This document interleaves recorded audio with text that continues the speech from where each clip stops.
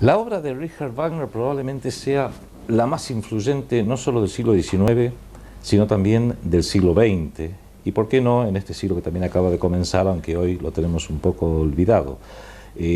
Mucha gente no sabe que Wagner no solamente fue un compositor en lo que se refiere a la masa musical de sus obras, sino también un filósofo, fue un político, fue un psicólogo en cierta forma, que ese es tu tema, Juan Pablo, y creo yo que también fue un iniciado, casi un gnóstico al estilo de Carl Jung, el psicoanalista suizo.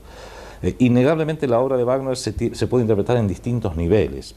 El nivel más fácil probablemente sea lo estético. La gente que va al Teatro Colón, por ejemplo, cualquiera de los grandes teatros del mundo, a disfrutar de alguna de sus obras, El Anillo del Nibelungo, Tristán y Isolda, Los Maestros Cantores de Nuremberg, la música es tan hermosa que en realidad cualquiera que tenga un mínimo de sensibilidad musical va a poderla apreciar.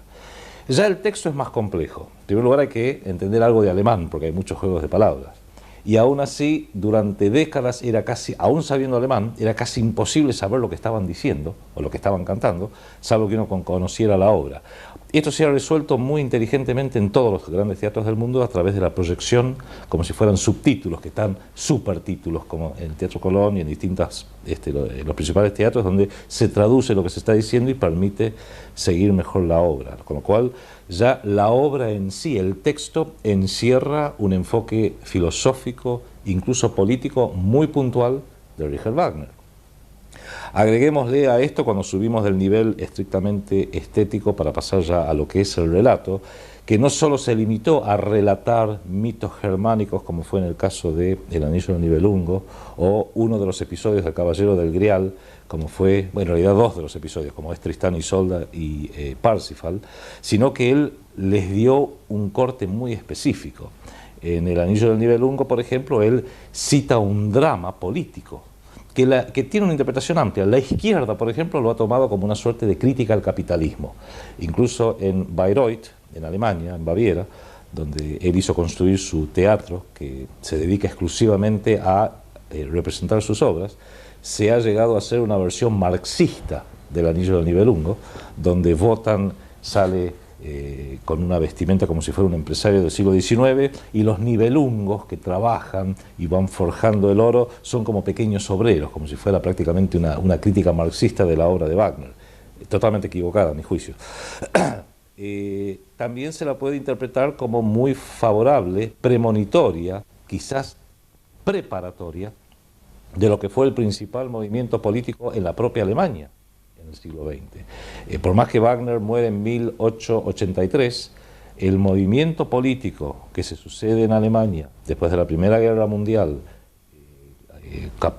conducido por el Partido Nacional Socialista, tiene una fuerte influencia wagneriana, no solamente en el estilo, la música, las marchas, etcétera, sino también en la propia interpretación que hacía su máximo líder, Adolfo Hitler.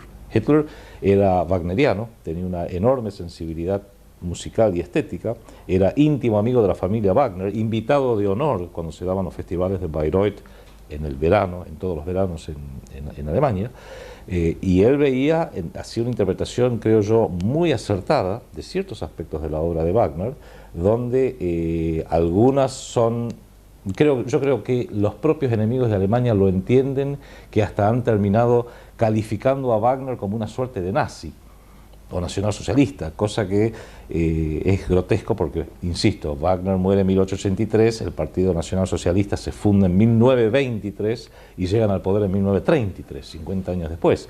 Sin embargo, probablemente las fuerzas del sionismo internacional, enemigas eternas del movimiento nacional socialista, correctamente identifican en Wagner a una suerte de precursor de lo que sería el despertar ya no solamente de un ideario político, sino que la feliz fusión o conversión, o convergencia, debería decir, de la música, el texto y el trasfondo filosófico, podríamos casi decir que despertó una suerte de arquetipo no solo en el pueblo alemán, lo cual sería muy limitado a una determinada frontera, sino en toda una civilización, la civilización europea, porque la influencia wagneriana, como la influencia de la corriente nacional socialista alemana, no se circunscribió solamente a Alemania, abarcó a toda Europa, Francia, a Inglaterra, a España, a Italia, y ha llegado también a nuestras latitudes, ha llegado a Estados Unidos, ha llegado a Sudamérica, ha llegado a la propia República Argentina. Casi podríamos decir, a mi juicio, esto es muy personal, que la música de Wagner despierta ciertos arquetipos. Como el nacionalsocialismo despertó también ciertos arquetipos, y quizás la prueba la tenemos en la reacción de los enemigos de ese movimiento político, que han llegado al extremo de prohibir su símbolo. ¿Por qué habremos de prohibir un símbolo, salvo que tengamos miedo, ¿no? ¿Por qué habremos de prohibir un símbolo, me refiero a la esvástica, salvo que tengamos miedo de que ese símbolo pudiera inspirar algo que va más allá de un mero diagrama geométrico, que al fin y al cabo es un diagrama geométrico nada más? Con lo cual, innegablemente hay un reconocimiento por parte de no solamente los que se insertan en la corriente wagneriana, como el caso mío, sino también los que la combaten, de reconocer de que aquí hay fuerzas profundas que escapan lo meramente racional. La prueba está que hoy en día en el Estado de Israel está prohibido ejecutar música de Wagner. Lo procuró hacer un director argentino-israelí, Daniel Barenboim, en distintas oportunidades, siempre encontrándose con el fracaso. El caso más escandaloso fue hace un par de años, que ejecutó fuera de programa la obertura de Tristán y Isolde, que es la menos politizada de todas las obras de Wagner, y fue abucheado. No pudo seguir, tuvo que parar la representación. Lo cual es absurdo, tan ridículo, porque vamos a ser justos, como cuando bajo el régimen nacionalsocialista se prohibía la música de Mendelssohn porque era judío. Cuando al fin y al cabo Mendelssohn, aparte de ser él un gran músico, que lo fue, es el principal responsable en el siglo XIX de rescatar a Johann Sebastian Bach de la oscuridad. Estaba casi olvidado, y él reúne la obra de Bach, la rescata, la vuelve a popularizar entre Alemania, y fue el coasistente en la formación del catálogo de obras de Bach. Con lo cual, eso de prohibir a alguien por su origen étnico o por razones políticas es absurdo. Pero redondeando, Juan Pablo, yo creo que es importante reconocer en la obra de Wagner algo que va mucho más allá de lo estético, mucho más allá de un relato, de un cuento, si el Anillo de Nibelungo o Parsifal o Tristán y Isolda, y que estamos entrando directamente en lo que son las fuerzas más profundas del alma humana, que probablemente se insertan con lo que es la comprensión, la interpretación que uno hace del mundo desde el punto de vista no solo del país en el cual nació o el entorno cultural en el cual nació, sino lo que es la propia herencia del propio ser, de la misma forma que uno hereda el color del cabello, el color de los ojos, el color de la piel, lo cual no es ni mejor ni peor, seamos chinos, seamos negros, seamos blancos, seamos de la raza que seamos, sino somos meramente diferentes. Acá hay un problema cualitativo, no de determinar cuál es superior o inferior. Probablemente también heredemos formas de pensar y de sentir, de manera que sí, efectivamente, probablemente un chino sienta distinta la música que un hindú, que un negro, que un blanco. Bueno, en esto que has hablado, creo que hay algo muy importante, que quisiera tocar dos temas en relación a eso. El primero es acerca de la condición humana, y quisiera abordarlo desde el punto de vista de la tradición primordial. Desde el punto de vista de la tradición, los antiguos decían que lo humano en sí no tiene una existencia propia ni tiene valores propios. La tradición define a lo humano como aquel estado, aquella mezcla inestable entre lo divino y lo demoníaco. Lo humano desde este punto de vista es un entramado, es una mezcla de dioses y demonios. Y Carl Gustav Jung mencionaba que cada cultura tiene sus propios dioses y demonios y tiene sus propios arquetipos. O sea, lo humano desde este punto de vista es la interacción entre los arquetipos de lo alto, los arquetipos de lo divino y los arquetipos de lo bajo, de lo inférico, los arquetipos olímpicos y los arquetipos del Hades. Y eso me remite un poco a, en la obra El Anillo del Nibelungo, las preguntas que le hace Wotan a Mime, el Nibelungo, el enano Nibelungo. Le hace 3 preguntas. ¿Quiénes habitan en el cielo? ¿Quiénes habitan bajo la tierra? ¿Y quiénes habitan en la superficie de la tierra? Ese diálogo es muy curioso, como otros muchos diálogos de la obra de Wagner, porque de alguna manera define esta realidad. Mime responde: sobre la tierra, en los cielos, habitan los dioses, en su morada que es el Valhalla. Bajo la tierra, bajo las entrañas de la tierra, habitan la raza de los Nibelungos, los enanos que forjan los metales. Y en la superficie de la tierra habitan los seres humanos y los gigantes, los antiguos titanes. Alguien dijo alguna vez que la humanidad es el escenario. La humanidad es el escenario de esa lucha entre principios espirituales antagónicos, donde la victoria de un principio supone la derrota del otro. Y los seres humanos somos un poco ese escenario, de esa contienda que lleva el tiempo que estamos sobre la tierra y quizás más allá. En cuanto a lo político, yo he llegado a ver que no es un problema de sistemas, porque a la larga, si uno ve a través de la historia, todos los sistemas han tenido algo de positivo y algo de negativo. ¿Qué es lo que define en sí el resultado histórico? El hombre. Puede existir el mejor sistema político, pero si el hombre no está a la altura de aplicarlo, se transforma en una degradación, en una caricatura de ese sistema. Y triunfa el aspecto de los Nibelungos. O sea, puede existir una morada de los dioses, pero si es habitada con el pensamiento de los Nibelungos, termina derrumbándose. Que es un poco lo que pasa en la obra de Wagner. O sea, cuando los dioses, por exceso de ambición, sucumben un poco al arquetipo de los Nibelungos. Carl Gustav Jung vivió en el siglo XX, vio esas luchas,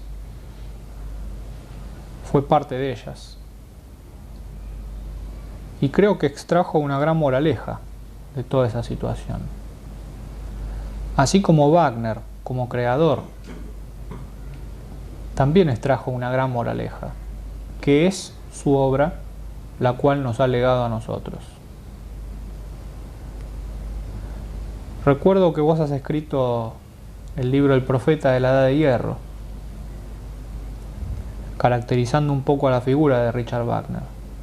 Y Richard Wagner, en términos junguianos, es un creador, es un ser humano que se ha atrevido a robarle el fuego a los dioses, como Prometeo, y legarle a los hombres ese fuego sagrado. Como todo Prometeo, que le roba el fuego a los dioses, fue perseguido, fue calumniado,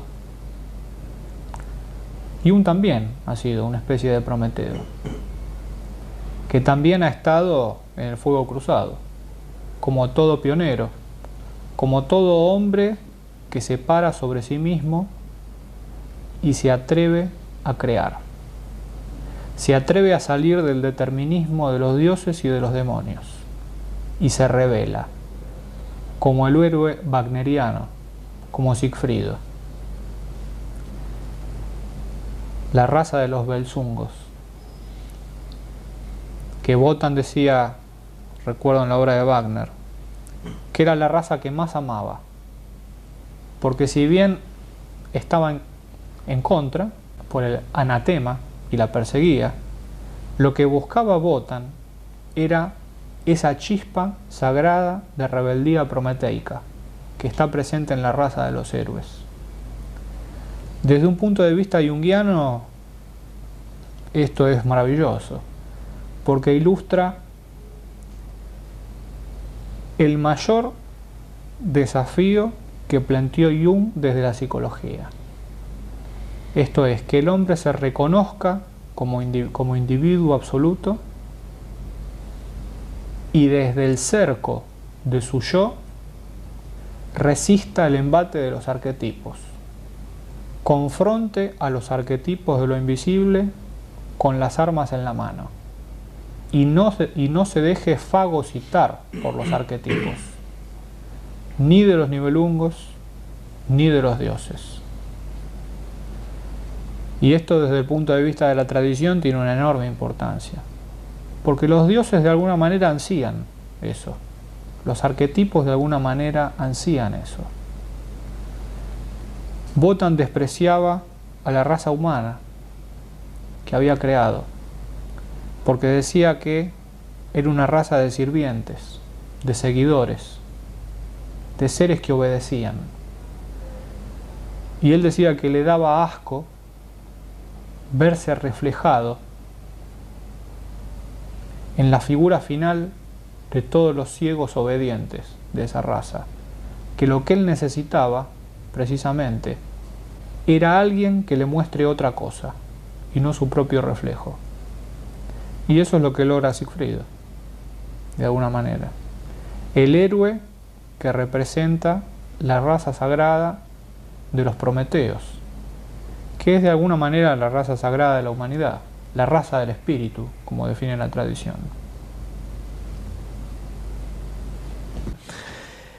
Muy interesante lo que decís, Juan Pablo, sobre los arquetipos, porque de la misma manera que Jung en su obra, uno de los fundamentos es justamente toda su exposición sobre los arquetipos como cargas psíquicas autónomas, comunes a toda, no sé si toda la humanidad, quizás a un nivel primario sí a toda la humanidad, pero luego a medida que se van sutilizando a determinadas estirpes de la humanidad. Recuerdo que en una obra de Jung, las relaciones entre el yo y lo inconsciente, él se queja de aquellos que lo han acusado de antisemitismo, porque también recibió la acusación diciendo, yo lo único que estoy diciendo es que la vida psíquica de una determinada estirpe es diferente a la otra. Yo también he dicho que la vida psíquica de un chino es distinta a la vida psíquica de un occidental, de un europeo, y no por eso soy antichino. Y termina concluyendo que lo que él rechaza, en el caso de Freud, es el pretender dar como universalmente válida una psicología judía, lo dijo así textualmente, para toda la humanidad. Él dice que es una psicología válida para una determinada estirpe, de la misma forma que una psicología china sería válida para los chinos. Y él propone una psicología válida para lo que es el entorno cultural europeo, germánico probablemente en su caso. Él, esa teoría de los arquetipos, profundísima, quizás uno de los mayores descubrimientos o adelantos en el siglo XX, tiene su contrapartida en Wagner, de una manera distinta, porque él en toda su obra usa lo que él llama los Leitmotiv. Leitmotiv en alemán quiere decir el tema directriz, el tema musical directriz, que él nunca lo llamó así. Wagner lo llamaba los Grundthema, los temas fundamentales. ¿Y qué es? Que cada obra wagneriana, salvo las muy tempranas, pero desde luego el Anillo al Nibelungo, al cual te has referido vos, va presentando distintos temas musicales que identifican personajes, objetos, circunstancias, lugares, conceptos, sentimientos. Y a medida que los va presentando, casi como un directorio, como un menú, luego los va uniendo y atando, porque buena parte del relato está en la orquesta y no está en el texto. Uno de mis ejemplos favoritos, porque es muy verificable a través de una obra muy linda que se llama La Valquiria, donde de repente aparece en el primer acto huyendo un personaje que se llama, que no sabemos cómo se llama, porque él no quiere siquiera dar a conocer su nombre. Se trata de Sigmund, un Belsa, de la estirpe de los Belsas, y él cae en la casa de lo que luego descubre que es un enemigo, uno de estos humanos primitivos enemigos, Hunding. Y relata como él en una cacería, en un combate, en realidad en un combate, estaba combatiendo junto a su padre, al cual llama lobo, Wolf, y luego se pierde en el bosque y le pierde el rastro a Wolf, no lo encuentra. Termina el combate y él se pasa todo el día hasta la noche buscando a Wolf, a su padre, pero no aparece. Dice, lo único que encontré fue una piel de lobo, una suerte de piel con la cual se cubría el padre. Y vos te vas preguntando a medida que vas leyendo el texto, ¿quién diablos es Wolf? ¿De qué está hablando este tipo? Pero la orquesta en ese momento ejecuta el leitmotiv del Valhalla. La orquesta te está diciendo que Wolf es Wotan, con lo cual su padre es Wotan, con lo cual este personaje, Sigmund, que todavía no dio a conocer en ese punto su nombre verdadero, es un Belsa, es la estirpe de los héroes, hijos de madre humana y de padre divino en este caso. Los leitmotiv de Wagner tienen cierta semejanza con los arquetipos wagnerianos, incluso por la enorme capacidad que tienen para despertar, lo digo por experiencia propia, determinados sentimientos, determinadas memorias. La vieja tradición gnóstica, la tradición nuestra, dice que en realidad el verdadero aprendizaje es meramente un recordar. Lo que Miguel Serrano, el gran escritor, filósofo y diplomático chileno Miguel Serrano, describe como la memoria de la sangre. O sea, todos nacemos con un bagaje de conocimientos profundísimos, que obviamente, salvo que venga un instrumento que los despierte, probablemente adormezcan en nosotros para toda la vida. Y lo que necesitamos son instrumentos externos que sirvan para despertar ese arquetipo, o en este caso ese leitmotiv, para despertar algo que ya estaba preexistente en nosotros. Con lo cual el verdadero aprendizaje, no el aprendizaje técnico de algo intelectual, sino el verdadero aprendizaje espiritual es recordar. Un cristiano diría, hallar a Cristo en mí. Y cuando un cristiano te dice hallar a Cristo en mí, porque en realidad todas las religiones dicen básicamente lo mismo, naciste con Cristo adentro tuyo, bueno, trata de ver si a través del dogma de la Iglesia Católica podés llegar a recordarlo. Yo creo que Wagner hace esto de una manera universal, con una música que no está inscrita en ningún dogma de fe, sino que a través de la música va despertando. La obra wagneriana es una suerte de instrumento iniciático que para aquel que está listo, por así decirlo, está preparado, y que lleva en sí esas memorias, le ayuda a despertarlas. Por eso la obra wagneriana en algunas personas tiene un efecto enorme, en otras quizás no. Puede ser por su origen, de su propia estirpe, puede ser por su evolución espiritual. Aquí entraríamos en el misterio de la evolución del alma humana a través de sucesiones de vidas, no sé, ya entraríamos a irnos un poco del tema, pero innegablemente los leitmotiv tienen un fuerte paralelo con lo que son los arquetipos de Jung. Y lo que el ejemplo que vos citabas del primer acto de Siegfried, donde Wotan le hace esas tres preguntas, donde Mime le hace esas tres preguntas, Wotan le hace esas tres preguntas a Mime, perdón, y él responde describiendo las razas del submundo, las de la superficie de la tierra y las del cielo. En realidad Wotan las contesta bien, porque está contestando algo que es estático, es una realidad existente. En las cuevas subterráneas viven los Nibelungos, sobre la espalda de la tierra, así dice literalmente, auf dem Erdenrücken, en la espalda de la tierra, en la superficie viven los gigantes, en las excelsas nubes viven los dioses. Luego le da vuelta a la cosa a Wotan, dice, bueno, ahora yo te voy a hacer tres preguntas a vos, al Nibelungo, y le pregunta, ¿cómo se llama? Va desde lo mayor a lo menor. ¿Cómo se llama la raza favorita de Wotan? Fácil, le dice, los Belsas. Sigmund y Sieglinde, él los crió, le puso una espada, porque en realidad la espada que luego en un combate se termina rompiendo por voluntad de Wotan al verse él atrapado en sus propias redes, por así decirlo, de poder. La contesta bien. ¿Y cómo se llama el combatiente, el símbolo? Sigmund, el que acabamos de mencionar recién, del primer acto que venía combatiendo con Belsa. Pero claro, Mime recibe como herencia una espada rota, que la espada se llama Nothung. Y Nothung en alemán, la raíz viene a implicar de la necesidad. Nothung es un símbolo de la necesidad. Inclusive se inserta con la runa Not, o Naut, que es la runa de la necesidad, en el alfabeto rúnico, germánico, odínico original. Y cuando le pregunta, ¿quién va a poder forjar el acero divino de Nothung? Ahí el enano Mime se vuelve loco. Mime es un herrero, porque él dice, yo trato de calentar esos pedazos de acero, pero nunca logro derretirlos, y cuando los logro derretir, no los puedo pegar. ¿Por qué? Porque es acero divino y no está hecho ni para su fuelle ni para sus manos.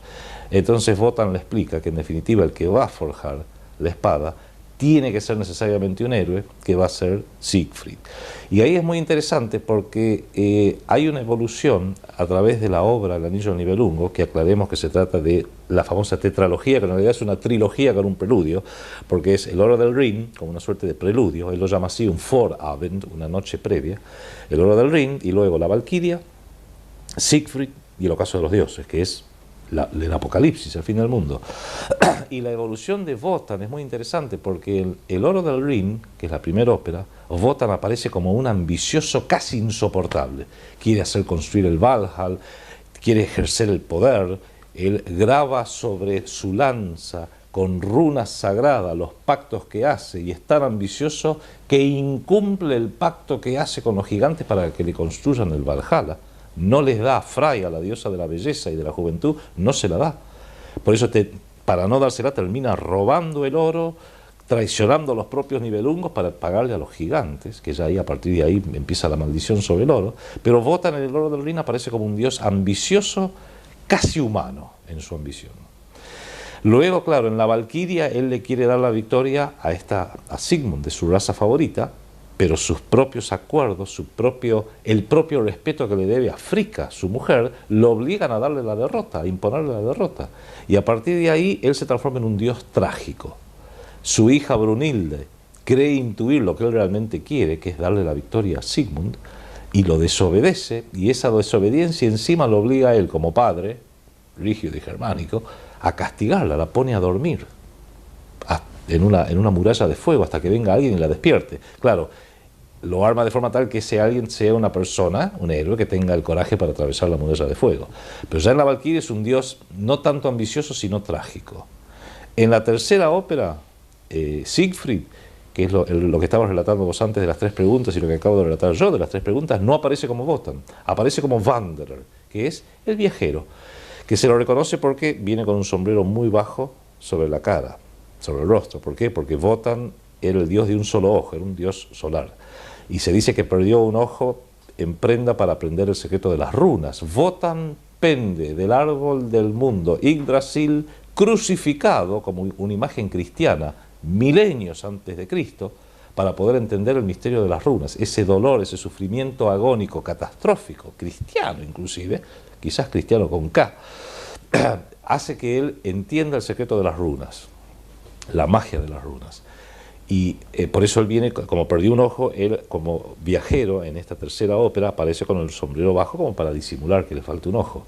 Y en la cuarta ópera, El Ocaso de los Dioses, que es el desenlace donde ya el mundo llegó a un punto de decadencia, la edad de hierro, el Kali Yuga, como dirían los hindúes, se ha instalado hasta tal punto que ya el proceso es irreversible, que él mismo acepta que lo único que queda ahora es que el mundo se termine, que se termine cuanto antes. ¿Y qué hace Wotan? ¿Qué hace Wagner con Wotan? No aparece en absoluto. Está permanentemente presente en los leitmotiv de la orquesta, en los leitmotiv asociados a Wotan, con la lanza, con los pactos, con el Valhalla, pero Wotan como personaje no aparece, con lo cual te muestra cómo un personaje, el dios, de ser muy humano, se espiritualiza a ser el partícipe y el detonante, el disparador de este ocaso de los dioses, que termina con un leitmotiv, con un tema musical que da a entender que todo empieza de vuelta. Porque con esto termino, al revés que el mundo occidental, que cree en el progreso indefinido e infinito, materialista, y en el tiempo lineal,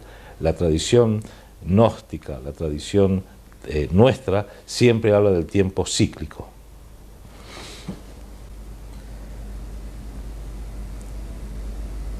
Un tema muy interesante.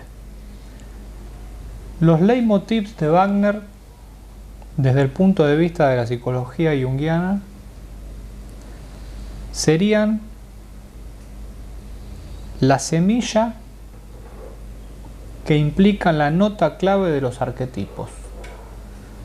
Fíjate, los arquetipos, decía Jung, que son irrepresentables. Nuestro cerebro no los puede percibir, no los puede representar. Pero curiosamente, los podemos escuchar. Así como lo que decías de Wotan.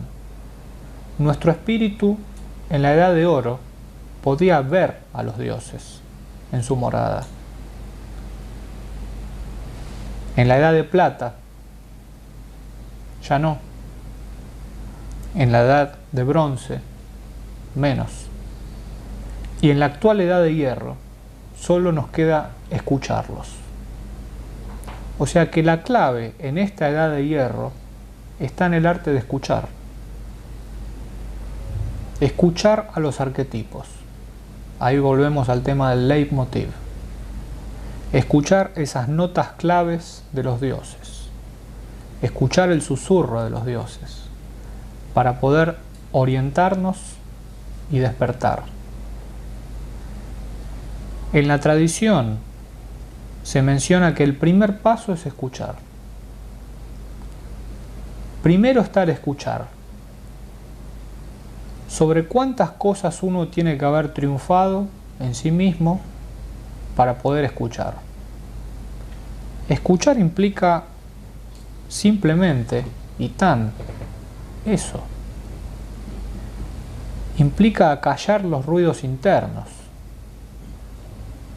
Implica haber descartado todos los ruidos externos de la cultura, de los modelos que hemos tomado desde el nacimiento, los ruidos de nuestra propia historia personal, los ruidos de nuestras heridas psicológicas. Implica acallar esos ruidos inconducentes y quedarnos a solas con nuestra propia melodía, con nuestro propio leitmotiv, que es el leitmotiv del yo, orientado hacia el sí mismo, a través del proceso de individuación, como decía Jung. Este tema es muy importante, porque primero está el escuchar, luego está el recordar. O sea, quien escucha puede recordar. Quien escucha la canción lejana de los dioses puede recordar, sentir la nostalgia del origen y puede despertar. Puede recobrar su identidad, puede reconocerse como un espíritu increado y allí recién está capacitado para volver al origen. Entonces fíjate, el primer paso, escuchar. El segundo, recordar.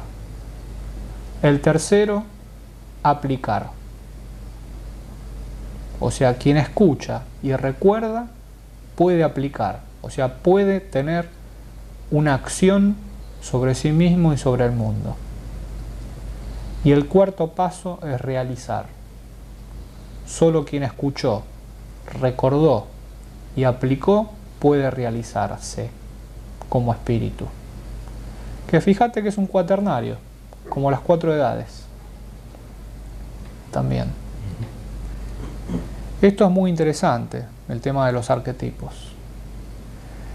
Desde el punto de vista simbólico, y esto lo podemos ver en cualquier baraja de naipes, que los seres humanos las utilizan para jugar, antiguas realidades iniciáticas que han quedado como juegos lúdicos en la actualidad. Uno toma una baraja de naipes y desde el espíritu uno puede recordar, a través de la memoria de la sangre que vos bien mencionabas. El oro es de los dioses, la edad de oro. Es el oro primordial de esa edad original. La copa es de las ondinas, es de la edad de plata. Según la tradición primordial, la custodia del grial es femenina, no es masculina. Es un rito precristiano que era oficiado por sacerdotisas. Alude a la edad de plata. Entonces tenemos el oro de los dioses, la copa de las ondinas, el basto de los gigantes, la edad de bronce. El arma de los gigantes tradicionalmente es el basto, el garrote, la lanza de Longinos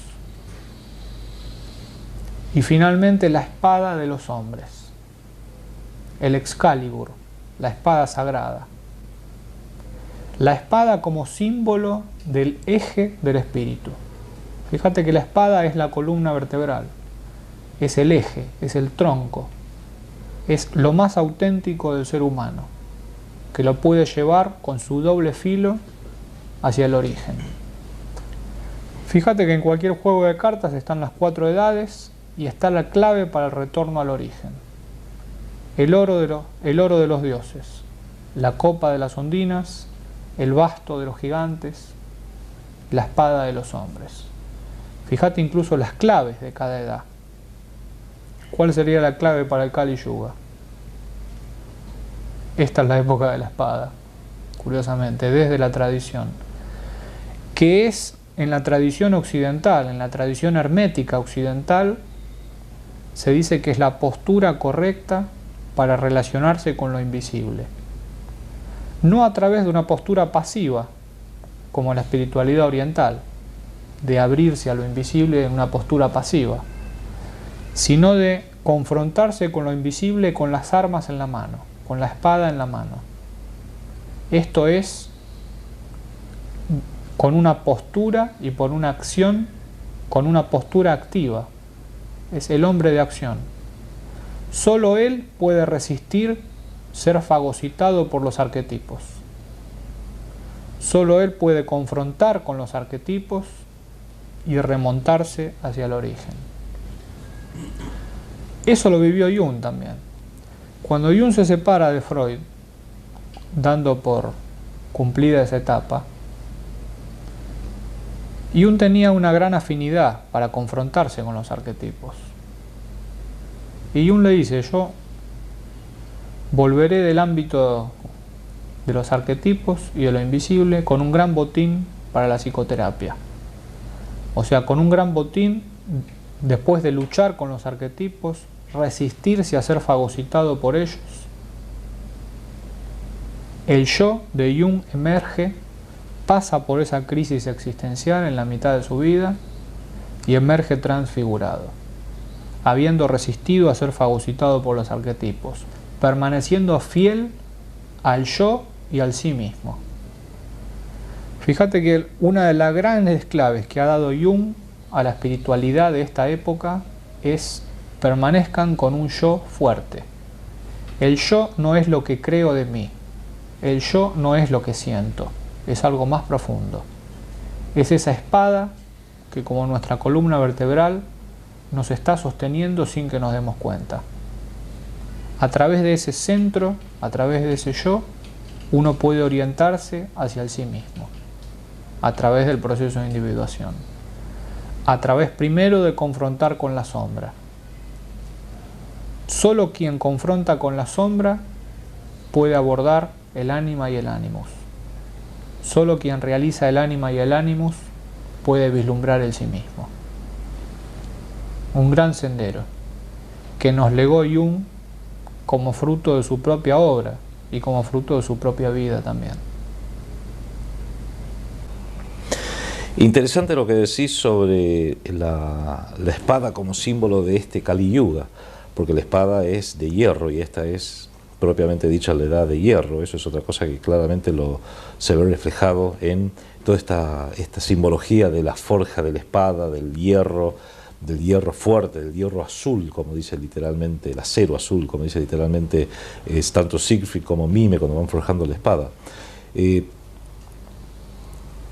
Creo que la obra de Wagner, y propiamente dicho también la de Jung, a Jung hasta lo han llamado un chamán prácticamente, algunos queriendo insultarlo y le han hecho un gran favor porque le han dicho, lo han complementado, por así decirlo, son obras profundamente gnósticas. Y hoy en día cuando se habla de gnóstico, de gnosticismo, no suele quedar en claro de qué se está hablando, y creo que vale la pena hacer un breve comentario para que se entienda mejor la razón de ser de un Wagner o de una obra como la de Wagner o la de Jung. Y es más allá de cualquier caso histórico respecto de qué fue el gnosticismo, quiénes fueron, que son Basílides, Valentino, a principios del cristianismo. Lo más importante es rescatar que el gnosticismo lo que trata de hacer es percibir la realidad en forma directa sin la intermediación del intelecto. Y el drama del mundo moderno es un exceso de intelecto. Seguramente esta debe ser la civilización más intelectual de todas, donde ha habido enormes avances científicos y aún mayores avances tecnológicos. No confundamos, el grueso de los adelantos de esta era moderna son adelantos tecnológicos, producto de una capacidad intelectual de trabajo en equipo insólita. O sea, se reúne un equipo y te diseñan y fabrican, de hecho, una aeronave de 500 toneladas que te puede llevar de Buenos Aires a Londres.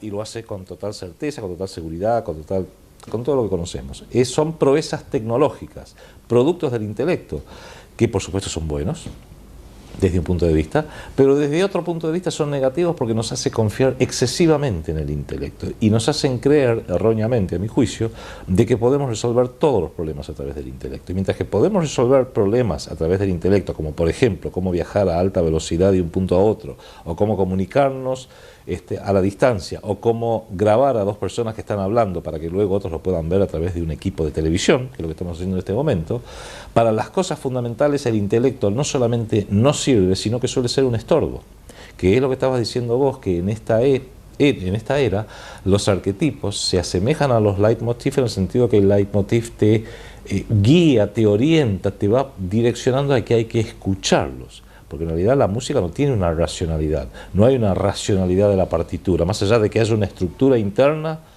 musical y de orquestación que siga un determinado método. La inspiración es imposible de definirla. También puedes programarle en una computadora ciertos conocimientos musicales y te va a hacer por casualidad, por así decirlo, una partitura que quizás esté formalmente correcta, armónicamente, etcétera, pero va a carecer de toda inspiración porque la hizo un programa y no la hizo un Wagner o un Bach o un Verdi o un Puccini. Esto es importante porque la tradición gnóstica, en alguna medida, lo que te viene diciendo es: a Dios se lo percibe directamente y no se lo interpreta a través del intelecto. Que ahí quizás está el problema que entramos con las religiones antiguo-testamentarias en general. Ahora vamos a ir a ese tema. Porque yo puedo hablar de Dios o el universo o el creador a través de una serie de metáforas más o menos bellas, sean dentro de un ámbito cristiano, dentro de un ámbito musulmán, dentro de un ámbito budista, dentro del ámbito poético, dentro del ámbito musical, de cualquier ámbito que uno quiera. Y el que escucha quizás me entienda, pero de Dios no sabe nada. Mientras que en definitiva la invitación de la tradición, la invitación del gnosticismo, creo yo la invitación implícita de Wagner y la invitación implícita de Jung, es que nos inmersos en su metodología podamos despertar aquello que nos va a permitir a ver a Dios, a la realidad superior, en forma directa. El concepto del sí mismo que propone Jung, donde es una suerte de matrimonio entre lo intelectual y el alma. El alma está pasiva, el alma no puede hablar justamente porque no tiene intelecto. El intelecto lo tenemos acá, en la mente. Bueno, ¿cómo hacer que las dos cosas confluyan? Y creo que a veces el mejor ejemplo, se me ocurre, es el del ciego. Una persona puede nacer ciega, intelectualmente sólida, se la puede entrenar, se le puede explicar la diferencia entre el verde y el rojo, explicándole que el verde es una radiación electromagnética de una determinada frecuencia, mientras que el rojo es una emanación electromagnética de otra frecuencia. Y lo puede entender intelectualmente. Es más, algo poético. El rojo es pasión, el verde es esperanza. Bien, lo entiendo. Pero como no ve, no tiene la más remota idea qué diferencia hay entre el rojo y el verde. Mientras que un perfecto analfabeto que ve te va a decir eso es rojo y eso es verde, punto. Y si le querés dar vuelta a la cosa y decirle que el rojo se llama verde y el verde se llama rojo, o te lo va a pelear a ultranza porque se da de narices con su propia percepción, o quizás te toma de tonto y diga más sí, está bien, si sos feliz, demos vuelta a la cosa. ¿Por qué digo esto? Porque en realidad, esto es un ejemplo burdo, en algo mucho más profundo, la experiencia de lo divino es absolutamente personal y directa. Por eso que en alguna medida el gnosticismo siempre lo han combatido las religiones sacerdotales, porque las tres religiones antiguo-testamentarias, principalmente la cristiana, la judía y la musulmana, son religiones organizadas a través de sistemas sacerdotales. Y en alguna medida el sacerdote lo que te dice es, no, vos no podés hablar con Dios directamente. Vos decime a mí lo que querés, déjame que yo hablo con Dios y después te digo lo que Dios dijo. Por lo que hiciste, 3 Padre María, 4 Padre Nuestro, por ejemplo. Y algo semejante en las otras religiones, más allá de que las confesiones cristianas, la confesión musulmana y la judía tienen sus órdenes esotéricas, tienen sus órdenes místicas, pero son para una élite, para un grupo pequeño. Para el pueblo está el dogma, y el dogma hay que aceptarlo, justamente la fe. ¿Y qué es la fe? La fe es aceptar algo que vos no conocés. Vos no lo sabés, pero yo te digo, el dogma de fe es así. Y uno lo acepta porque alguien que reconoce que es superior, los padres de la iglesia, el sacerdote, me dijo que es así. Y yo tengo fe de que esa es la realidad. ¿Pero vos lo has visto? No. Pero yo tengo fe. Precisamente el gnóstico no tiene fe, tiene conocimiento. Percibe en forma directa como ese analfabeto, llegado el caso en cosas espirituales, que sabe que eso es rojo y aquello es verde y no hay tutía, no hay forma de confundirlo. Wagner pretende hacer lo mismo, pretende a través de esa música, a través de esa experiencia donde de repente las emociones que surgen por la música que se está ejecutando en los instrumentos, el canto de los distintos personajes, lo que se está diciendo y la interconexión a veces tan compleja entre los leitmotiv, que tiene mensajes claramente profundos, sutiles, despertar en uno una experiencia que uno diga, estoy empezando a entenderlo. Es un vehículo iniciático, que es lo mismo que hace Jung. Jung en alguna medida te lleva un poquito hasta el borde del precipicio y te dice, bueno, ahora arreglaste, porque en realidad la experiencia es propia de cada uno.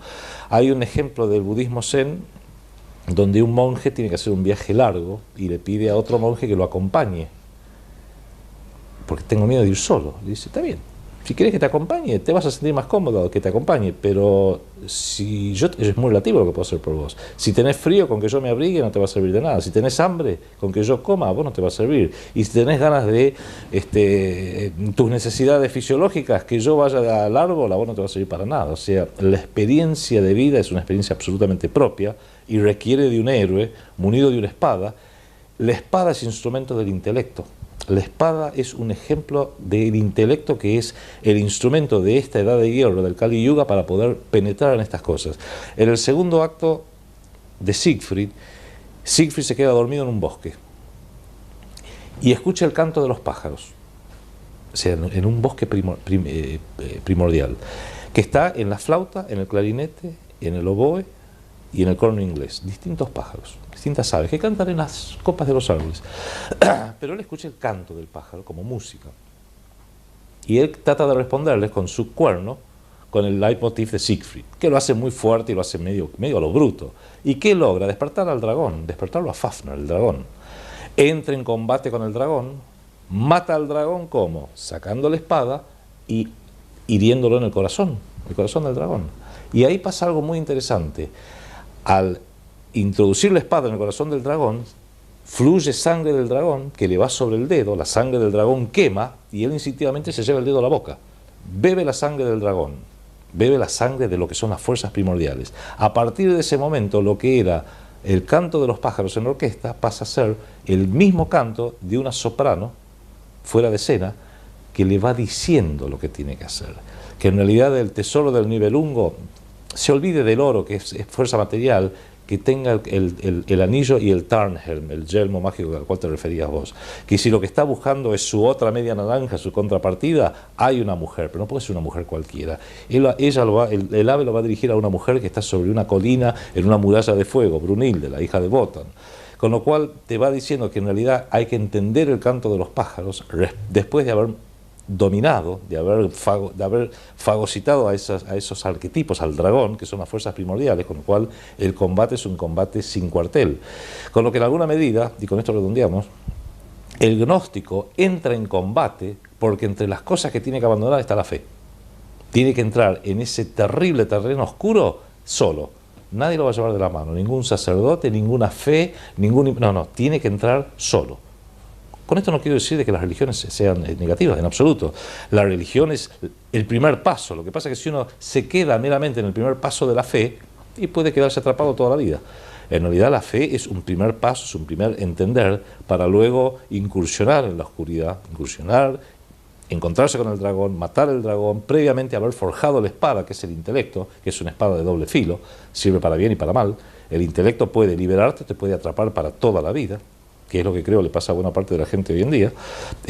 Y todo esto en alguna medida lo vemos reflejado en este aspecto de la obra de Wagner, muy especialmente, muy específicamente en el Anillo del Nibelungo, donde toda la experiencia iniciática gnóstica, iniciática en el sentido de entender que el verde es verde y el rojo es rojo, está plasmada de una forma muy sutil, estéticamente muy bella y muy coherente y consistente en la totalidad de estas 4 obras que, dicho sea de paso, requiere de 4 días para siquiera verla.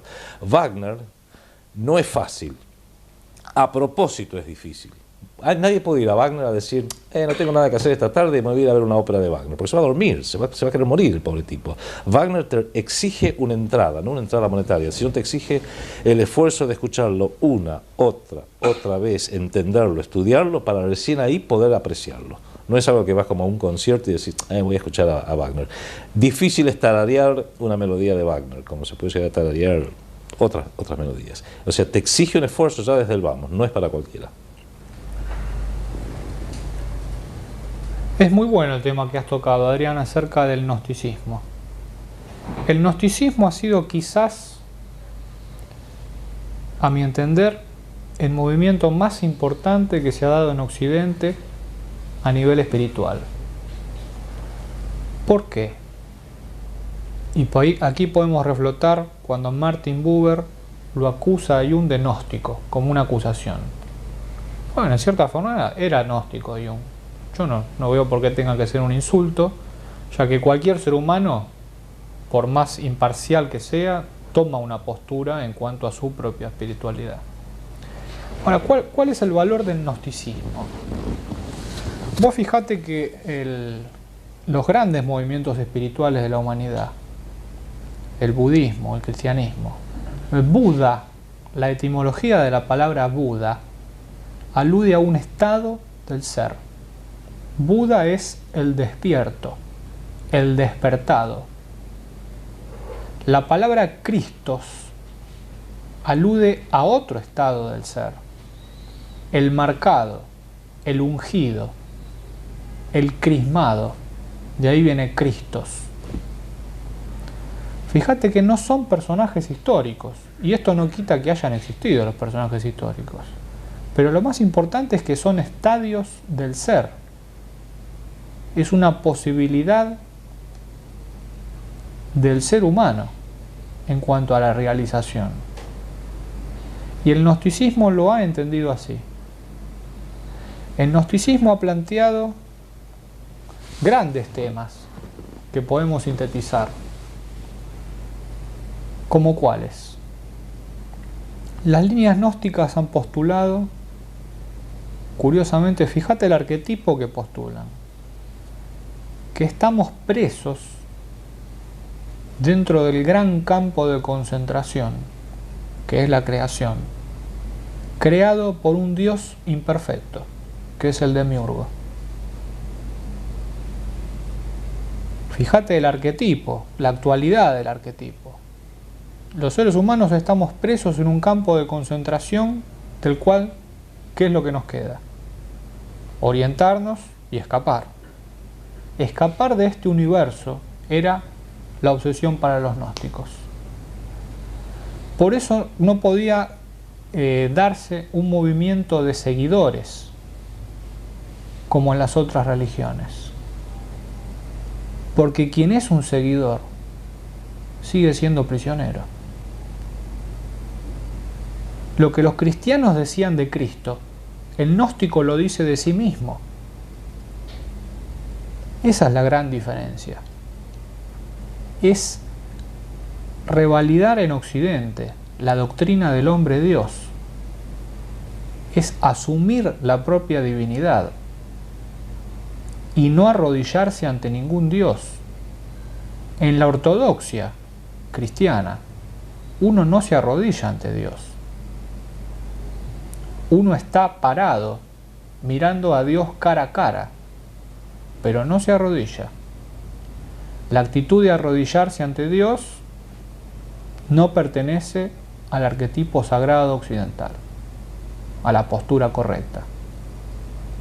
El occidental tiene la facultad de mirar a Dios cara a cara, y de dialogar en igualdad de condiciones. La línea gnóstica después pasa a lo que son la secta de los bogomilos, que finalizan la secta de los cátaros. ¿Qué postulaban los cátaros? Fíjate, el tema del grial estaba presente en los cátaros, el tema de los tesoros de los cátaros, fíjate, estaba el oro, estaba el grial, estaba la lanza y estaba la espada. Estaban los 4 elementos sagrados de la tradición primordial occidental. Los 4 elementos de culto de los Tuatha de Danann en Irlanda. La lanza, la espada, el caldero y el oro. Es curioso. Los cátaros postulaban la existencia de universos paralelos. Y aquí muchos especialistas se confunden. O dicen, ¿cómo? Creían en la reencarnación, pero postulaban los universos paralelos. Para los cátaros, el tiempo lineal era la cárcel del demiurgo. El tiempo lineal en el cual vivimos, y más desde la Revolución Francesa hasta la actualidad, esa es la prisión. Los cátaros decían que había que escapar precisamente de esa prisión que es el tiempo lineal. Por eso para los cátaros, la puerta de salida estaba en el presente.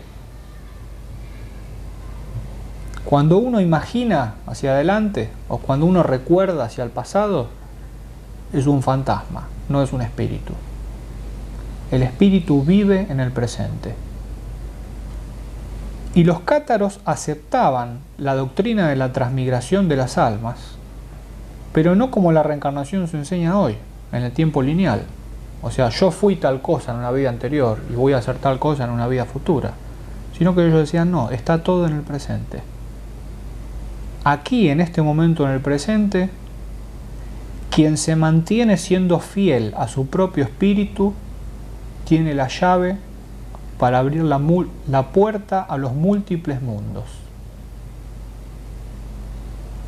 Y si uno puede ser fiel a sí mismo y a su propio espíritu, en este momento tu yo está viviendo en Roma, en Egipto, aquí, filmando este video.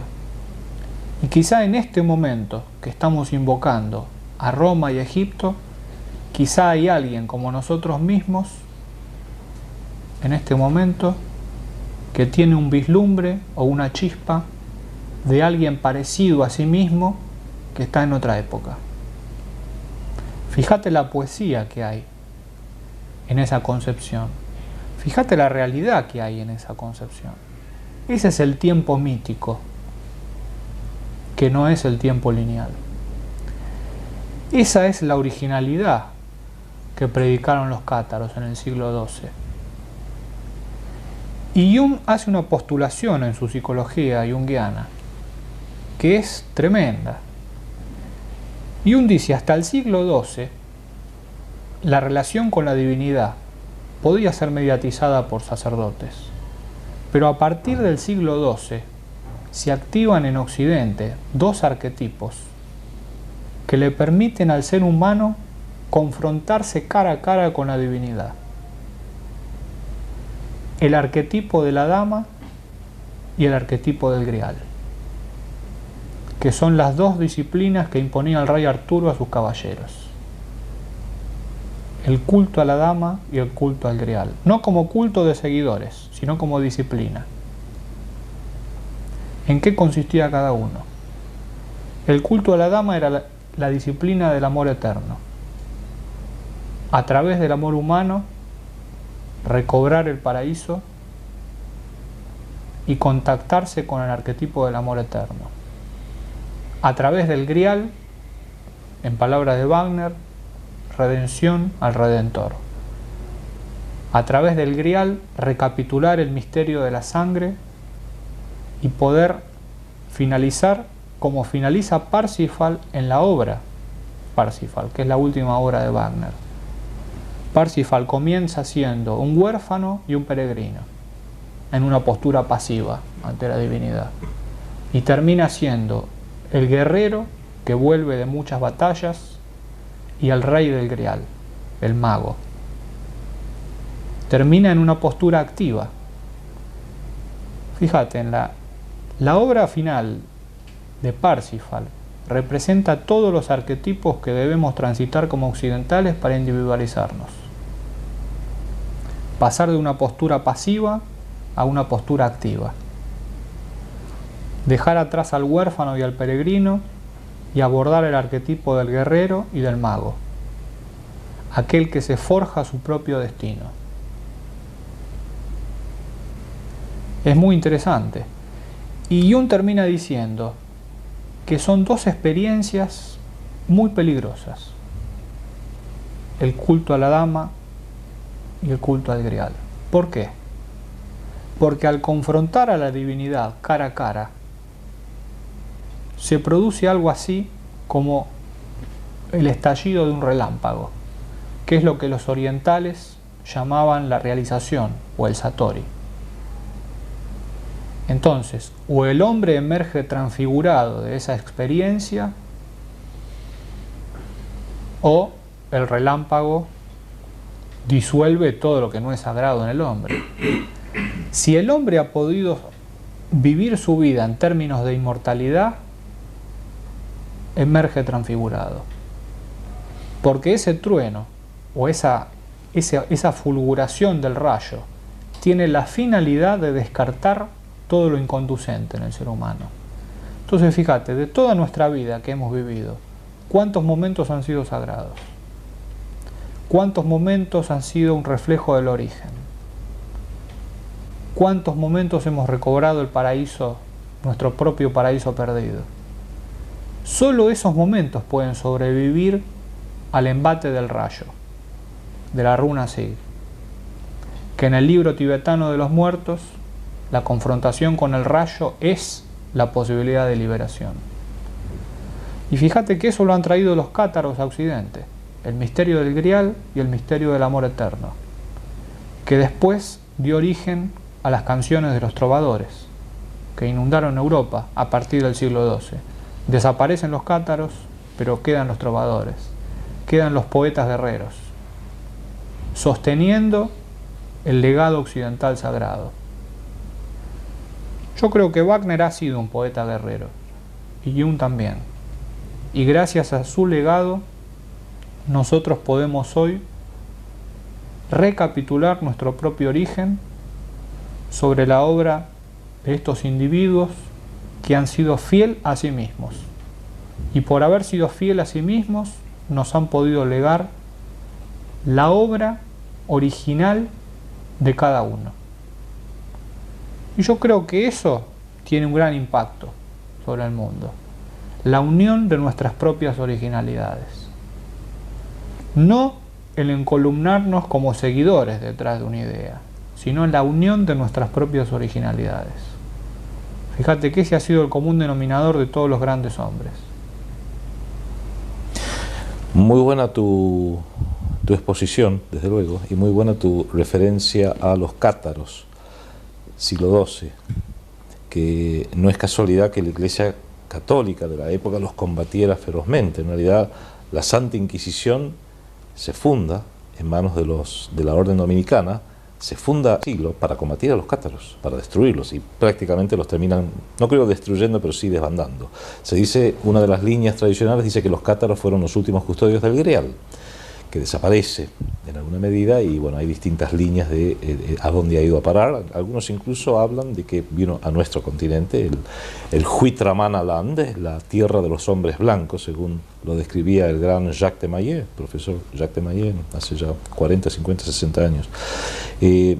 Uno de los relatores de toda esa epopeya de los cátaros, y de lo que estabas diciendo vos, que volcaba en relatos lo que es esta profunda vía iniciática, fue el trovador, un trovador germánico, que se llamaba Wolfram del pueblo de Eschenbach, Wolfram von Eschenbach, que compuso el original Parsifal, que él mismo dice en una parte: yo no sé ni leer ni escribir. Dice literalmente: desconozco el ABC de la escritura, pero una mano superior es la que me relata y me ha hecho escribir esto. Ya te está hablando de un origen muy importante. Es más, Dice, mi maestro lo encontró en parte en un antiguo texto en idioma enrevesado en Toledo. Te está hablando de unas tradiciones antiquísimas, desde luego precristianas.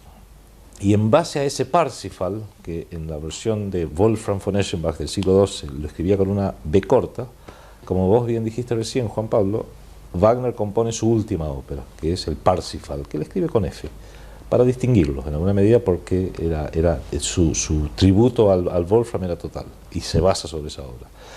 Y desde luego no agrego nada sobre la obra en sí, porque lo que vos has dicho es la interpretación, creo, más acertada al respecto. Inclusive se la considera muchos equivocadamente. Nietzsche, por ejemplo, a mi criterio, creyeron ver una obra excesivamente católica o cristiana, cuando en realidad es una obra que utiliza una simbología, un ámbito simbológico, claro, pero en definitiva es una obra muy poco cristiana. En realidad es una obra profundamente racista, porque el centro del drama es que las sangres no se mezclan, y Amfortas, que tiene una herida en su costado por haber tenido trato carnal con una mujer de una estirpe no lo suficientemente elevada, esa herida nunca se le cierra y le ocasiona terribles dolores cuando él debe oficiar como el sacerdote del Grial, que en ese momento está presente la divinidad, la sangre divina en el Grial, pero la herida de él es el resultado de una sangre impura, con lo cual los sufrimientos son horrorosos, etcétera, etcétera. Al final de la obra, el propio Parsifal dice que solo las sangres afines pueden comulgar en esta búsqueda, en este camino del Grial gnóstico, desde luego. Con lo cual es una obra que la podemos discutir, pero en realidad de cristiana, de lo que es la interpretación actual del cristianismo, está muy alejada. Es una obra racista en ese sentido. De ahí que el propio Hitler lo describe inclusive bastante bien en una obra escrita por un tal Rauschning en los años 30 y 40. Hace una interpretación, su propia interpretación de la obra Parsifal, más o menos en ese tenor. Pero hay una parte muy interesante que me gustaría rescatarla, que es la que decís vos respecto del enfoque del tiempo lineal, el tiempo circular. Cuando Parsifal, que es un aprendiz, es un tonto, apenas llega al castillo del Grial, por casualidad, y Gurnemans, que es el monje viejo sabio, cree intuir en él que este chico tiene algo, tiene futuro, por así decirlo, y lo hace presenciar el rito del Grial, y él ahí presencia no solamente a los caballeros del Grial, sino la distribución del pan y el vino como símbolos de cuerpo y sangre. O sea, tiene todo un ámbito cristiano, ¿no? También presencia el dolor enorme de Amfortas, que cuando debe oficiar el Grial, la herida que él tiene abierta le ocasiona terribles dolores. Y se queda atónito. Pero previo a eso, le pregunta a Gurnemann si no quiere presenciar esto que se llama el Grial, y él dice, Parsifal dice, ¿quién es el Grial? Le dice, no es una persona, es una experiencia. ¿Y cómo llego a él? No hay camino en el planeta que te puede llevar hacia él. Y ahí se hace una cosa muy interesante, que es, empiezan a caminar, pero es el escenario que se va moviendo, y en un interludio musical muy hermoso, suben a la montaña del Grial, entran al castillo y él presencia la escena. Y Gurnemans, el viejo monje, le dice una línea que poca gente le entiende, y le dice, observa, mi hijo, aquí el tiempo se transforma en espacio, y al decir el tiempo se transforma en espacio, abre las puertas del templo y ves ese espacio enorme, que inclusive parece la mezquita de Hagia Sofía, un espacio enorme con una bóveda, y están los caballeros del Grial sentados sobre una mesa redonda, como propiamente corresponde. Y creo que ahí Wagner, en esa parte a lo largo de la obra, toca en el tema del misterio del tiempo, porque parte del Kali Yuga es el fin del tiempo. El final de los tiempos, que es una frase que muchos repiten, está inclusive en el último libro del Nuevo Testamento, que en la versión castellana hablamos del Apocalipsis, que tiene una connotación dura, tiene una connotación casi catastrófica, mientras que en realidad las versiones germánicas del Nuevo Testamento, la alemana y la inglesa, el último libro no se llama Apocalipsis, se llama Revelación. Revelation en inglés, Offenbarung en alemán, que quiere decir revelación, es la revelación, la última parte de la revolución del misterio. Y creo que el tiempo está en esta revelación, estos últimos tiempos. Porque fíjate vos que, y esto quizás hace esta visión cuaternaria de la realidad, cuando en los tiempos prehistóricos, no por porque fueran primitivos, sino porque eran anteriores a la historia escrita, que el hombre tiene un tiempo prehistórico que se vive no en un par de milenios, porque creo que hoy está falseada la historia en forma total. El hombre, en su situación actual biológica, se sabe que existe desde hace por lo menos 100.000 años, y solamente tenemos historia de 6.000, 7.000 años. ¿Qué estuvo haciendo los otros 93.000 años? Innegablemente el hombre ha creado civilizaciones, muchas de las cuales han desaparecido sin rastro en el tiempo, pero no quiere decir que no hayamos hecho nada. Cuando el eje fundamental del hombre era Dios, el tiempo era un tiempo sin tiempo, se medía en lo eterno, se medía en milenios, por así decirlo, miles y miles de años, donde las cosas no cambiaban, eran miles y miles de años, porque había un contacto directo, había una experiencia mística, gnóstica directa de Dios. Pero luego, por supuesto, como el tiempo es lineal, y la tradición nos dice que la edad de oro decae en la edad de plata, que decae en la edad de bronce, que decae en esta edad de hierro del Kali Yuga, parece que es un misterio de la evolución colectiva del hombre. Acá recordemos el concepto de los arquetipos colectivos de Jung, que son los arquetipos que afectan a toda una raza, toda una estirpe, toda la humanidad. Ese tiempo de oro, donde el centro era Dios, decae en lo que fue la era de la religión, donde ya la religión, ¿qué es? Como no percibís a Dios directamente, hay toda una parafernalia, hay sacerdotes, hay símbolos, hay relatos que te recuerdan a Dios. Te lo recuerdan. No te olvides que, como lo quieras llamar, Jesucristo, Buda, Jehová, Alá, no te olvides. Y ahí el tiempo se mide quizás en siglos, que es el tiempo de la religión. Pero luego el intelecto fue avanzando cada vez más, el espíritu fue retrayéndose, y en la era cristiana, hacia el año 1000, por así decirlo, o como vos bien dijiste, hacia el año 1100, 1200, 1300, al siglo XII o XIII, también la religión decae. Y el centro del hombre pasa a ser lo social, lo político, cómo nos organizamos. Es el auge de la política, de los imperios, el imperio inglés, el imperio francés, el imperio español, portugués, holandés, las teorías políticas. Y lo que se medía en siglos ya se mide en alguna medida en menos tiempo. Los imperios cada vez duran un plazo determinado, pero ya duran menos tiempo. Pero también la política fue decayendo. Y yo diría hacia el siglo XIX, siglo XX, el centro ya pasó a ser la economía. La economía es lo que rige al hombre. Y toda la actividad del hombre está en función de la economía. Lo importante es la economía, la distribución, etc. Ahí el propio marxismo, el capitalismo. Fíjate vos que hoy creemos que la división de los hombres está entre la forma de organizar la distribución económica. Y la economía se mide en décadas, que quizás es la unidad de tiempo principal que nos permite ir viendo cómo va cambiando las tecnologías, etc. Pero tampoco quedó el eje en la economía. Siguió avanzando, con el auge de las maravillas que ha hecho el hombre intelectualmente con la tecnología. Llegamos al estadio actual, años 80, años 90, siglo XXI, donde el eje ni siquiera es la economía, sino que es lo financiero. Las finanzas son el eje de todo. Todo ocurre según el capricho de las finanzas. Van los inversores, se retiran los inversores. 3.000, qué sé yo, 40.000 millones de dólares para acá, 70.000 millones de dólares para allá, van y vienen. ¿Y cuál es el instrumento básico de propagación de las finanzas? Y la tecnología de las computadoras, los satélites, que pueden pasar 100.000 millones de dólares de Buenos Aires a Nueva York y de Nueva York a Londres en segundos. Con lo cual, la unidad de medición de tiempo, que en la economía por lo menos en décadas, en las finanzas es de segundos. Con lo cual, desde la medición del tiempo en segundos ya no hay dónde ir, se terminó el tiempo. Y el drama de esta civilización es que los dueños de este nuevo orden mundial, que son dueños de todo el planeta, de todos sus recursos, de toda la economía, de la política, de la guerra psicológica, de las fuerzas armadas, que causan estragos en cualquier parte del mundo, porque saben que tienen ese aceite fundamental que es el dinero, porque las guerras se hacen con plata, son dueños de todo el planeta, son dueños del todo, lo material, pero no son dueños del tiempo.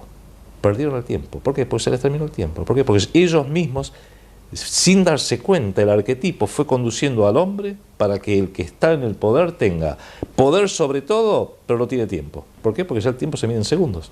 No hay a dónde ir.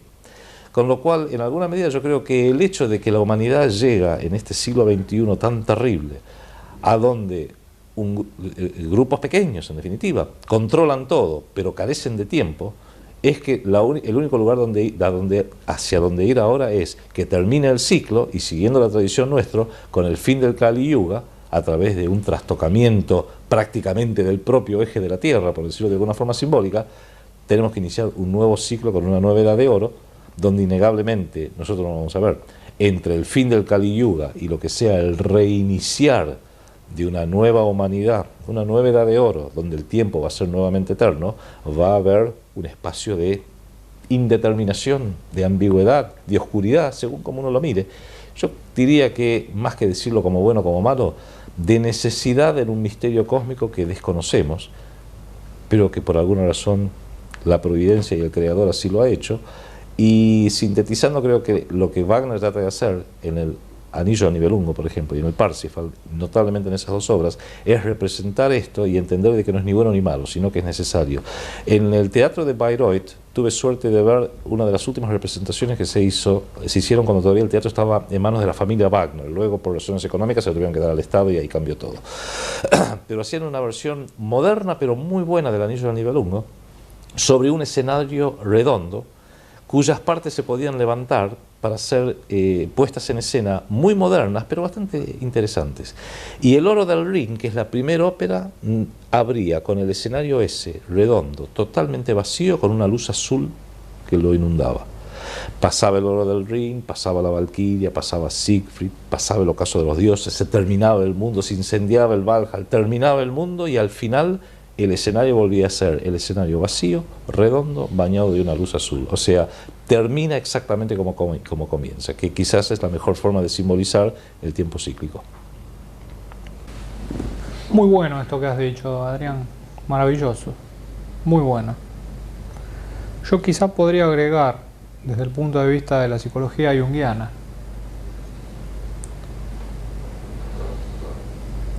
antes quizá era tiempo para las etnias, para las tribus, para los imperios, para las naciones, según sea la época histórica que hemos transitado. Creo que esta es una época de individuos absolutos, de individuos que porten ideas en sí mismos y que, conectándose con ese tiempo mítico, puedan ir agrupándose por afinidad, de acuerdo al tiempo mítico que vivan.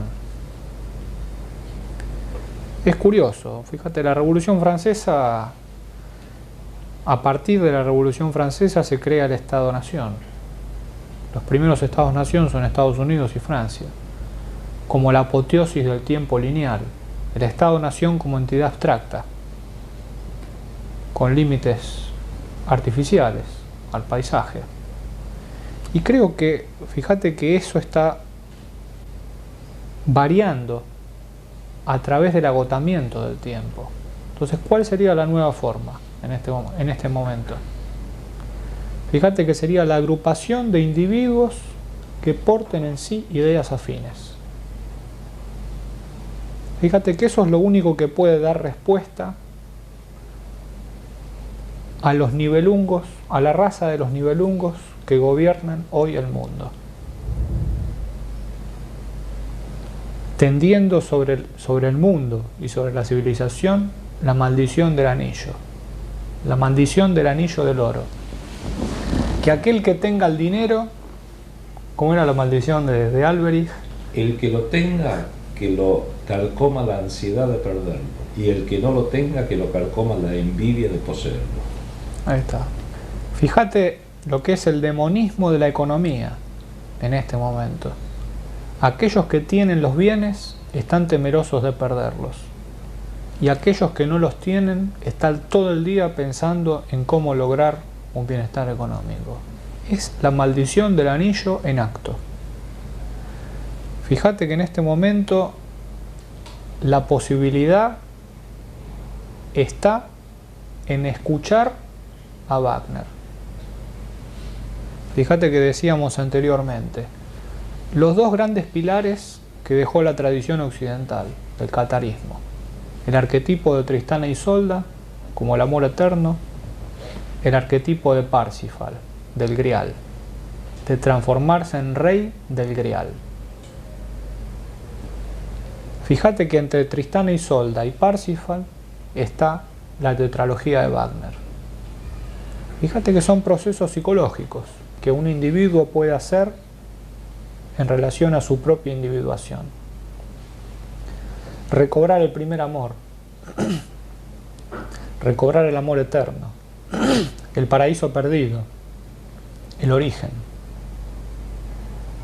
transformarse en rey del Grial, curar al rey herido que hay en uno, las heridas psicológicas. ¿Cuántas heridas psicológicas tiene el iniciado? Se dice que el iniciado es un guerrero herido en 1000 batallas y tiene el cuerpo lleno de cicatrices. Fíjate que solo el Parsifal en nuestro interior puede curar al rey herido en nuestro interior y puede transformarse en rey del Grial. Pero fíjate que únicamente quien recobra el amor eterno puede relacionarse con los dioses y puede finalmente pasar por la tragedia de su propio ocaso de los dioses. Puede morir psicológicamente como Sigfrido en el ocaso de los dioses, permitir el descarte de muchas cosas para finalmente emerger como Parsifal, emerger como rey del Grial, curando al rey herido en cada uno.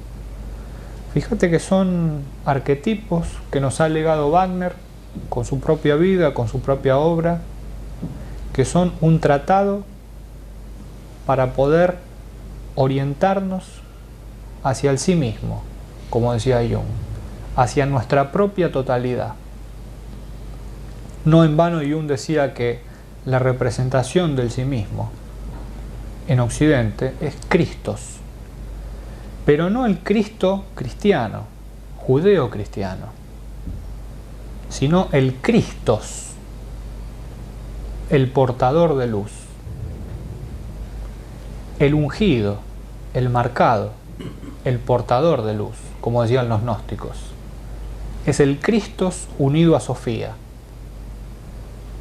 Es el Dios Hijo y la diosa Madre, como decían los antiguos egipcios. Es Horus y es Isis. Pero es Horus en una polaridad y es Set en la otra. Es Isis en una polaridad y es Osiris en la otra. Es un cuaternario, no es una trinidad. Y para los gnósticos había un cuaternario. Estaba el Dios increado, estaba la diosa madre en la caverna esperando al elegido, y estaba el Christos, y estaba el portador de luz. Jung desarrolló el cuaternario dándole la imagen al Christos del principio de integración y al portador de luz o Luzbel o Lucifer como el principio de disociación en cada uno de nosotros, la mano derecha y la mano izquierda de la magia, la mano derecha que integra y la mano izquierda que disocia. Solamente quien se sirve de los dos principios puede erguirse como un individuo absoluto. Solamente quien integra, por un lado, o sea, quien sabe integrarse con los semejantes y quien sabe separarse de los que no son afines, puede individualizarse en su propia vida. Fíjate que eso hacia la individuación, el equilibrio entre las dos vías. El mago, dice la tradición, es aquel que se sirve de las dos vías, de la vía de la mano derecha y de la vía de la mano izquierda, de la luz y de la oscuridad. Las une en sí mismo y construye sobre el abismo su propio camino. Creo que esta es una época para poder crear, como decía Miguel Serrano, nuestra propia flor inexistente. Y a través de nuestra propia creación poder cruzar el abismo y la peligrosidad de los abismos de esta época. Creo que también esto está en el mensaje de Wagner y en el mensaje de Jung, porque ellos han vivido los abismos de su época y los han transitado. Y creo que los grandes hombres viven grandes vidas, por eso escriben grandes obras. Y creo que eso es el legado que cada uno puede continuar. La originalidad puede ser emulada, no puede ser imitada. Entonces, bueno, que cada uno recobre su originalidad y que la exprese. Y bueno, podremos compartir los frutos de nuestras originalidades. Creo que eso hace al nuevo mundo y a la nueva humanidad.